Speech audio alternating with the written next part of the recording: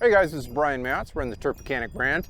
Very recently I was asked my opinions on bagging your clippings versus mulching them back into the lawn. Now, over the years here on this channel, I have usually mulched my clippings back into the lawn for the purpose of nutrient cycling, and it is still something that I recommend. However, it's not so clear cut. And lately, over the past year or so, I've started bagging more and more of my clippings at various times throughout the year for very specific reasons. If you are trying to figure out whether you should bag your clippings or mulch them back into the lawn, then I hope this video will be helpful, because I'm going to go into a whole bunch of nitty-gritty stuff. Before I go into the nitty-gritty stuff, I'm just going to give you the really brief summary. For the vast majority of people, mulching your clippings right back into the lawn in the middle of the summer is probably the best thing to do. Anytime from about mid-May all the way until the end of September, if you're mulching your clippings back into the lawn, you're most likely going to be getting a lot of nutrient cycling. A lot of that nutrition is going to go right back into the lawn, and all of the clippings are going to break down just fine. The reason for that is our soil temperatures are warm. Bacteria, microbes, microorganisms in our lawn are most active during the warmest parts of the year, and so long as there's adequate moisture on the lawn, everything will compost and kind of reassimilate back into the soil very quickly. If, however, we're cutting the grass in March or early April, or maybe late October or early November, soils are much cooler, so the breakdown process is much slower. So although our grass might be growing slower, once the clippings go back onto the lawn, they're not going to break down quite as easily, or hardly at all. The effect of that is going to be kind of like adding a mulch on top of the lawn. Yeah, it's green grass clippings that go onto the lawn. However, if you've ever watched green grass clippings just dry out on a sidewalk, they'll slowly brown out, they'll gas off, a lot of the nitrogen will go away over time, and you'll be left with this mat of just dead grass. It's basically the same thing as mulch. It's going to create a slightly anaerobic environment underneath it, which your lawn isn't going to like very much.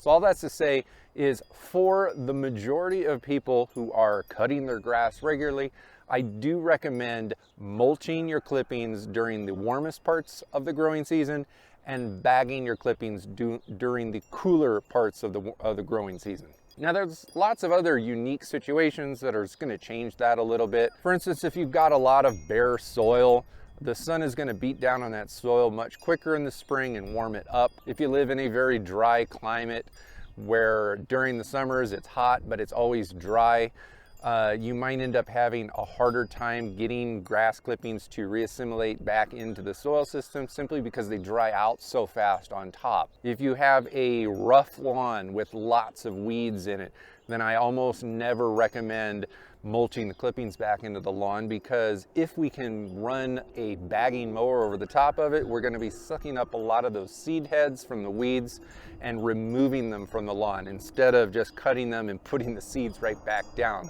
If you have a particularly bad problem with thatch in your lawn, I don't care what time of year it is. It could be the middle of July, in the middle of, like, I don't know, every other day rainstorms. If you got really bad thatch in your lawn and you're mulching the clippings right back on top of the thatch, then you are making it harder for that thatch layer to break down.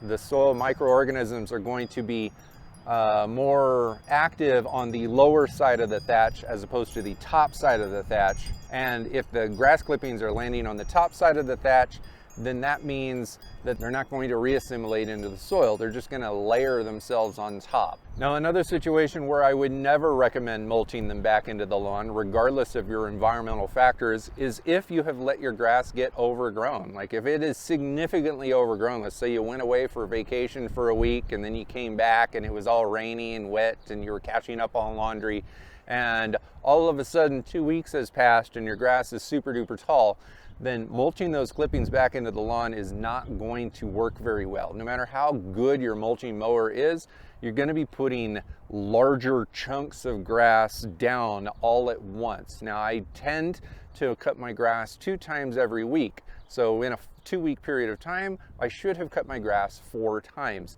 All of the clippings are always going to be small when you're doing this. But if you wait 2 weeks between mowings and your grass is really tall and you're hacking it back down close to the ground again, you're really going to be putting too much grass down onto the surface of your lawn for it to break down well. Parts of the lawn are probably going to fare okay, but a lot of areas of your lawn are really going to get mulched down by too many clippings all at once. In the context of a compost pile, if you throw too much nitrogen right onto the pile all at once, then it kind of destroys the pile. You really got to keep ratios in balance when you're composting. And when we're mulching clippings into our lawn, that's basically what we're doing. We've got a lot of carbon-based material, dead stuff down low, touching the soil, and then when we add fresh grass clippings on it, we're kind of mixing greens and browns together so that they break down. Too many clippings throws the ratio off and it's just not going to work. Now, another scenario where I wouldn't really advise bagging really has to do with how do you get rid of the bagged material. Now, I am an advocate for nutrient cycling when it makes sense to do so, mulching it back into the lawn. But if I can't mulch it back into the lawn, I would prefer to put it into the compost pile over near my garden. Now, if you don't have a compost pile or a good way to discard the clippings, then you might want to figure out a better solution than simply throwing them in the trash can. Now, I have an entire video on this channel and I really, really want you to watch it because it's really short and I think you'll find some value in it. But it's about what to do with the grass clippings if you do bag them. I've got it linked right up here. I actually teamed up with 5 other lawn care YouTubers to make this series of videos, so make sure to watch that next.